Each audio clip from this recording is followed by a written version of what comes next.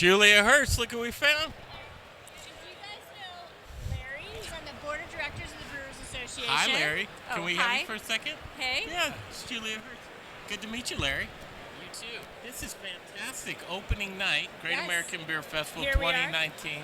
The food is off the hook delicious. Perfect Here. bites. You would know. You would know. I know what I like. Well, this guy puts together so many pairing events. I think your love is not just beer; it is beer and food. It truly is. And more and more. Or other liquor and food. It's okay. Beer, there's more than beer. I like Yeah, distillates. you're a cross drinker. I It's like good. distillates. No judgment there, right? But Yeah, the he love is a of beer. cross drinker for sure. Right. The love of beer. So it's been a while since probably a year since we've caught up. This year there's so much energy. Not that the years past haven't, but there's something about this year that it's just magic in the air. I can tell. Good. I feel it too. Walking around, we were just talking about Great American Beer Festival and the judging. I mean, we had almost 10,000 beers in the competition. It is harder than ever to win a medal. So the energy starts tonight, Thursday night. It's just going to kick into Saturday, and we'll see who wins what. But I feel really good. And I mean, Paired continues to evolve and grow. And My goodness, so good. Our locals here tonight, like Alex Seidel and Dana Rodriguez, and then you got from Grand Junction, we just visited Josh Nuremberg from Bin 707, and we've got Paul Riley. The locals are really showing up. But just to have those 5 chefs alone, not to mention internationally, the chefs that you guys have corralled, this event could and should stand on its own. Just as a, have you ever considered just doing a paired event? well, we do. This event started 10 years ago, in the same time and era that we do Savor. So Washington, D.C. is a big event of ours. Savor, an American craft beer and food experience. It's larger than this. It's 80 craft brewers and 140 plus pairings. But it is really showcasing what you're seeing in Paired, but on a more advanced level. And it's tough. I mean, the foods here, when you get them, they're either strategically cold, strategically room temperature, or warm. And everything going on here is tied to our Culinary Institute of America trained chef, Chef Adam Dooley. Yep. And he works with brewer and pairs brewer to chef. We have James Beard award-winning chefs in the house, as you pointed out. Michelin star rated chefs, like amazing talent. So the world is your oyster when you get to put on this event, and we expect big things from that. So we put on as much of a world-class event as we're able to do. I love catching up with this gal, Julia Herz, the Brewers Association. Lots has changed in a year. The retiring of Charlie Papazian. Yes, we call it an exit because he's far from retired. He can't settle. He's got to be so involved still. Yeah, and maybe rumor has it that he might be around on Saturday. I'm not sure, but that might possibly be happening. So he's still very engaged, but Charlie Papazian really is like the father of the homebrewing movement in the United States, right? And he's more than that. He's the father of homebrewing in the U.S., and then that brings us to being the founder of Great American Beer Festival.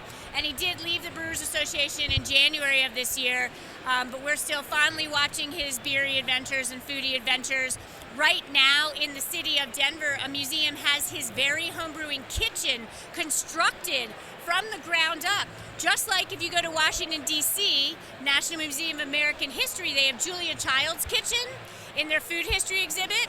They have Charlie's kitchen here to commemorate his homebrewing roots and what he's done for the whole movement of beer. Which museum is that? I have not visited. It is the National History Museum, I believe. That sounds cool. I can't think of a more deserving person, too. He's so humble. Whenever we get an opportunity to sit down with him, he's just one of the guys we go, Charlie, you're the guy. How many years now?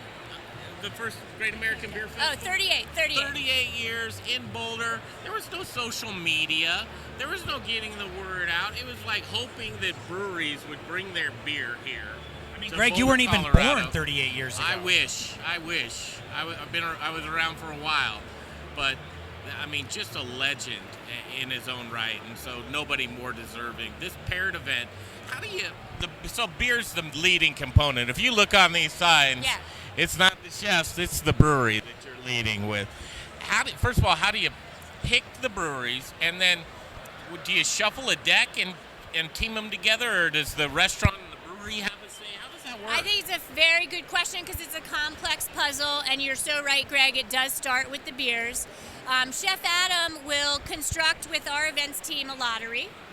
Many more brewers that want to be in this room are not. You do all our small and independent craft brewers in the house, which is wonderful. No big beer. So really, the smallest of the small in the country are here.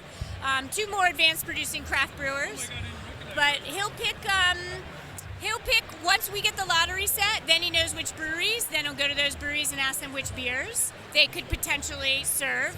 Then he'll pair the brewery with the chef. Then they will talk. Then Send me a crowler. yeah. Well, they'll suggest to Adam what they want to pair. Adam will vet that. Okay. And then from there, things get settled, tweaked, or adjusted. Absolutely. And it just seems like they have a ball collaborating because there's so many. I mean, a great chef is like a great brewer, and a great brewer is like a great chef. There's ingredients that you're working with, and sometimes you want them to complement. Sometimes you want them to be the complete opposite. But the bites that we've had, I just love the creativity and the mindfulness. And folks that truly are just meeting up for the first time. So you're creating a collaboration and a network of folks that's growing all in its own. I do love the food portion. You describe it so well. And I mean, we need more beer-minded chefs out there today. And I mean, the cold culinary movement started from beverage to food. It happened to be wine. Our point is today that we want it to be beer on equal footing with wine when it comes to the culinary movement and chefs of today and tomorrow. So these kind of events showcase that and show that many chefs in their profession don't just have wine game in the pairing sense, but they bring beer pairing chops to the table too. Yeah. You know me, Julia. I have to ask you a couple of questions. It's just been on my mind. And the reason why I love Julia Herz is she comes strong. This gal has so much passion, believes in everything they do, and it shows in the product that they have. The Great American Beer Festival itself, when you look at all the brewers last year, was it a myth? Should I say myth? Not to have them all alphabetical. Let's put them back into region. Sure. Easy one. I love how you pivot. Yeah. I really. Well, it's a fair one to ask because last year in 2018 we organized the entire hall because we've been asked for years to do it alphabetically, right? And the feedback from the majority of beer festival lovers that are going to come again was put it back to region. So we did. So it worked for some. Some were jazzed, others weren't, maybe more than that were jazzed. So we are a fluid festival. You don't turn a big ship quickly, but we did. We went from 1 year regional to then alphabetical last year to back to regional. We're also glass this year now, which is a big saw pivot. that. We Have you noticed lost that, your and thank mind? you for that. Thank you. It's great. I know. What Are a these great, a special great thing. tempered glass? No, these are not. We were with Judge cups that are Lexan, odorless, tasteless for many years.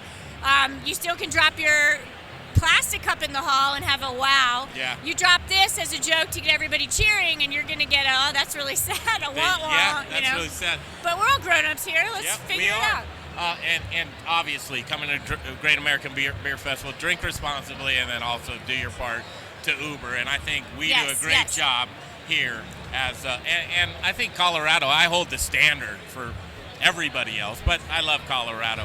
Speaking of judging, and great segue for you, you are still a judge? Yes, Larry and I both judged today and yesterday, and it's still going on, and Friday we'll be crunching the numbers and see where we land.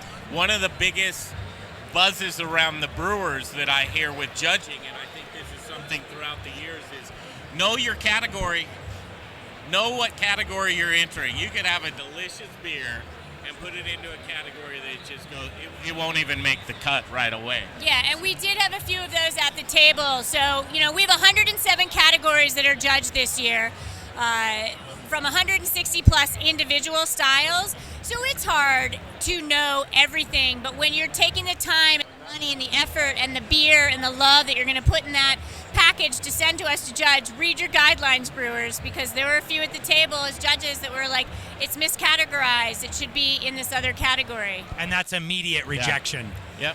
We will give it feedback to give them value on that. So they still will, it will still get judged, but it will not be a competitor to get forwarded if you're in first round, or even you wouldn't get to second round with that. What's the average per category amount of beers that are entered per category? Overall. I believe it's Didn't you 90, say- okay. 97, I believe. I have my talking points in my pocket. Yeah. And so, 300 plus for juicy or hazy. And, I kind of debate how we even figure that number out, because you can take pale ale, right? We do it for IPA. We take it all, juicy or hazy, American IPA, all that. We categorize it. But look at pale ale, though. I think if you took international pale ale, American pale ale, and all the other types of pale ales, that might rival. So, but about 100, some are 300 plus if you're in the IPA range. Well, let me ask you, this is a big question that people have asked me. It's a great American beer fest. Why do we have other countries here?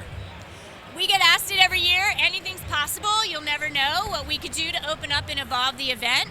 But we're here to say that it's all about American-owned breweries first. And, some are internationally owned that compete in the GABF. But what's beautiful about the GABF and the U.S. breweries that are competing, that brew here, that's what it's all about, is big brewer and small brewer competing head-to-head or serving next to each other in the hall. It is our big tent event, and we're very proud of that. So when you win a medal at the Great American Beer Festival, it not only means that you make the best example of the beer style in the country if it's the gold, but it means you did it on an even playing field where we just weren't selecting certain brewers of a certain type. It was all brewers in the mix that wanted to enter that. Oh, nice. Yeah, throughout the years, with the thank you for your time, first of all. Thanks, Greg. It's great to see you. With the ever-evolving climate of beer and beer tastes and the recipes that people are getting together, how much is how much have the categories evolved to where you've opened up new categories for certain styles? Tell me if this doesn't answer it, but the innovation going on, we do play a little chase, right? Like a few years ago, we entered Black IPA. Then that was a little early because it really started from Cascadian Dark Ales. Then we evolved it to American Black Ale, right? Not Black IPA.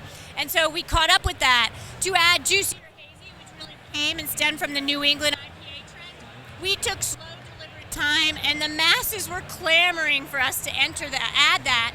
We finally did it last year, and now pop, it's the number one entered category. So we like to chase trends in the fact that, first of all, things aren't going to be regional. Cascadian Dark wouldn't have been a good way to name it. New England IPA could be made in San Diego. So we watch what's going on and emerging, right? You don't have a Brute IPA this year, but that was definitely thrown at us a lot. So we see what's established, and that's really going to stick around, and then we much more easily consider adding it to the judge pool. Okay, here it comes. Seltzer. Yeah, hard What seltzer. do you do with it? Hard seltzer. I think I know your answer to this. Is it beer? You tell me. Well, it's taxed as beer, but it does not have the attributes of malted barley or grains that are fermented. So, you'll get many brewers on both sides talking about it. Many brewers are playing in this space now. In 2018, if you looked at beer sales based on where the UPC code is scanned, cider, which has been around forever, right? Which always hovers at 1 or 2% of beer sales. 2018, based on IRI scan data, cider was 1.3% of the beer market. So was hard seltzer, out of nowhere, 1.3%. And now this year, it's going to be even higher. I'm all for beyond beer, lifestyle beverages, and the like, but it's not an established trend just yet. Gotcha. And which is interesting, who did we just catch up with is Eric Wallace from Left Hand, who told us his new project is CBD seltzer. What do you do with CBD? And there's a CBD infused beer where actually they took out the alcohol and put in CBD. That's a new beer that's just about to be released. Syria. So, what's the question specifically? What do you do with it, Julie? You know how I ask questions, Julie. What do you do with that? I watch it. I watch what's happening with it. I see how people are interacting with it. Yeah. I'm paying attention. Okay, NO beer. NA beer, low alc beer. Wow. On fire. No, That's like what you're asking about. Liberati's doing with that the wine beer. hybrids. Yes, Liberati. Oh my gosh. I had it at CBC this year for the first time at Falling Rock. Somebody handed me a glass of Liberati. I don't remember which brand, but I was floored at their creativity. Wine hybrids are here to stay. It's not like they're new in 2019. They're a great entry level for people that are into wine. But these beverages showcase the best of grapes and fermented barley or, whatever's been malted. So I'm very bullish on them. But will you bring it in? Will that get a category? They could already be entered in. Like what? Which category? Mean, it depends. I judged today mixed fermentation bread, and there was a lot of grape influence with grapes as one of the ingredients and multiple ones of those. Yeah. Okay, last question. Yeah. Ready? lot of breweries, a lot of brewers for so many years. You medal at the GABF. You've climbed the mountain. For those that year after year, and the pool keeps getting larger and larger. Yeah. What do you say to the breweries out there? They just need that motivation.